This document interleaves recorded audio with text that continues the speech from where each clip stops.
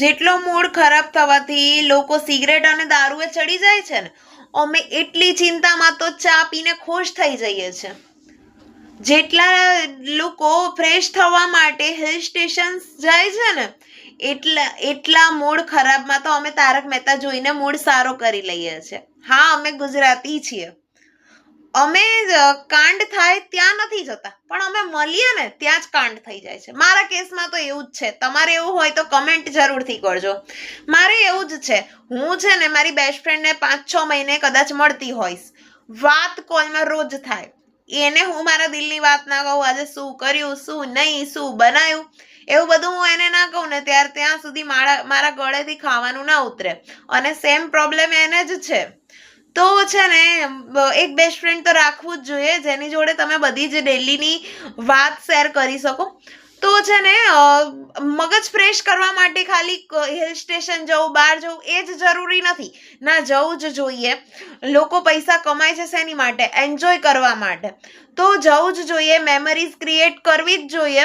પરંતુ પછી એ આપણે રોજ રોજ નહીં જવાનું થાય ક્યાંય ફરવા. એ એક દિવસ એવો આનંદ માણી લઈએ કે એ આપણને મહિના સુધી યાદ રહે. તો પછી રેગ્યુલર તો એવું થવાનું નથી. તો રેગ્યુલર પણ કંઈક ને કંઈક એવું કરતા રહીએ. જેમ કે લોકો જ્યાં સુધી મૂડ ફ્રેશ કરવામાં, મેં હમણાં જ કીધું, જેટલો મૂડ ખરાબ થવાથી લોકો હિલ સ્ટેશન ફરવા જાય છે ને, એટલો મૂડ ખરાબ થવાથી હું મારી બેસ્ટ ફ્રેન્ડને જોડે વાત કરી લઉં છું. એમાં મારું માઇન્ડ ફ્રેશ થઈ જાય છે. એટલે જીવનમાં નાની નાની પળોમાં આનંદ છે. એવું નથી કે કશું જ નથી. આ એક પળ પછી શું થવાનું છે એની આપણને કંઈ જ ખબર નથી.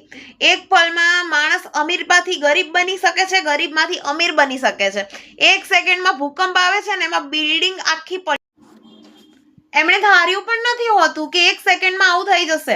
તો એક સેકન્ડનો છે ને આનંદ લૂંટવો જોઈએ. એક સેકન્ડમાં શું આવી જાય, એક સેકન્ડમાં માણસ ડિપ્રેશનમાં જતું રહે, એક સેકન્ડમાં ભૂકંપ આવી જાય, એક સેકન્ડમાં માણસનું મૃત્યુ પણ થઈ જાય. તો એવી ઘણી બધી નાની નાની પળો છે જેને આપણે એન્જોય કરી શકીએ છીએ. ગમે તેવા બધાને એવું હોય. મારે તો હું જેની જોડે બી રહું ને એની જોડે અમે લોકો મસ્તી જ કરતા હોય. મતલબ જેમ કે હું ઇન્ટર્નશિપમાં વચ્ચે જતી હતી, તો એમાં પણ મારી ફ્રેન્ડ હતી. તો અમને છે ને સર એકબીજાની જોડે નતા બેસવા દેતા. એવું કહેતા હતા અલગ થઈ જાઓ, અલગ થઈ જાઓ. અમે એટલું હસતા હતા. એટલે એવું જરૂરી નથી કે સિગરેટ ને દારૂ પીવાથી જ મગજ શાંત થાય.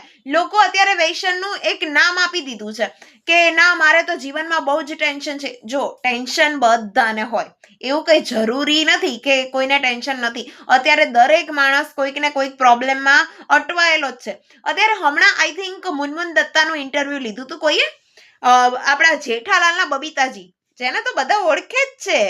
બ્યુટી ક્વીન ને કોણ ના ઓળખે. એમણે પણ કીધું હતું એમની લાઈફમાં પ્રોબ્લેમ્સ છે પણ કોઈને ખબર ના પડે.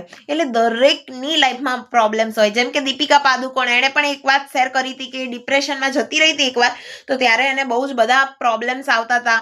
એને સુસાઇડના થોટ્સ આવતા હતા. ઘણું બધું થતું હતું. એમ મને પણ ઘણીવાર એવું થાય, તમને પણ થતું હોય. દરેક માણસના જીવનમાં ટેન્શન છે જ, પણ બધાના ક્વેશ્ચન પેપર્સ અલગ અલગ છે. બાકી દુઃખ તો બધાને સરખું જ છે.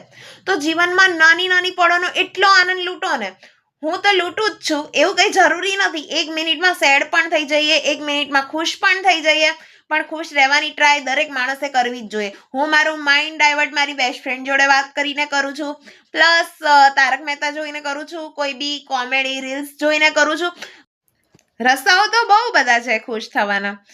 મારા એક સર હતા, હું એમના ત્યાં ટ્યુશન જતી હતી. તો એ મને એવું કહેતા, ક્યારેક મારો મૂડ ઓફ થાય ને તો એમણે મને એક એડવાઇસ આપી હતી કે જ્યારે પણ માણસનો મૂડ ઓફ થાય ને ત્યારે તમારે એક વસ્તુ કરવી કે જે વસ્તુ તમને બહુ જ ભાવતી હોય ને એ તમારે ખોઈ લેવાની. તો ક્યારેક મારું મૂડ અપસેટ થાય ને, તો હજી 2 દિવસ પહેલાની જ વાત છે જે મેં અપ્લાય કર્યું હતું. મને આમ કશું ગમતું નહોતું, મને આમ મજા નહોતી આવતી.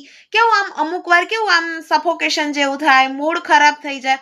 તો છે ને મેં ક્યારની રટલામી સેવ નથી ખાધી. રટલામી સેવ છે ને મારી ફેવરેટ છે. પ્લસ પાણીપુરી છે, પછી ઘણું બધું છે, ડેરી મિલ્ક છે. ઓલમોસ્ટ બધાની ફેવરેટ હોય જ છે.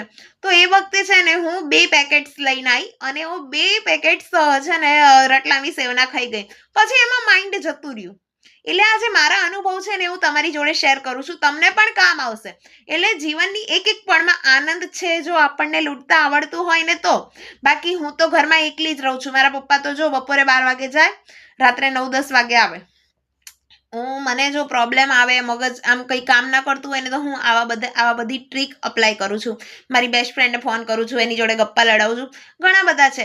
મારા માસીની છોકરી છે, પ્લસ મારા એક ભાભી છે, એમને પણ કોલ કરી દઉં એની ટાઈમ. પછી એવું હોય તો મારી એક ફ્રેન્ડ છે, એની જોડે હું ચાલવા જતી રહું. ઘણું બધું છે એમ. એટલે એક એક પળની આનંદ લૂંટવું જ જોઈએ, લૂંટાવો જ જોઈએ આપણે. કેમ કે આ જિંદગી ફરીથી પાછી આવવાની નથી. તો તમને બધાને ગોડ બ્લેસ યુ. જય શ્રી કૃષ્ણ, જય જલારામ. મારો વિડીયો ગમ્યો હોય ને તો લાઈક જરૂરથી કરજો. ચીટિંગ ના કરતા, ઓકે? અને ચેનલને સબસ્ક્રાઇબ કરવાનું ભૂલતા નહીં. મળીએ નેક્સ્ટ વિડીયોમાં. Thank you so much.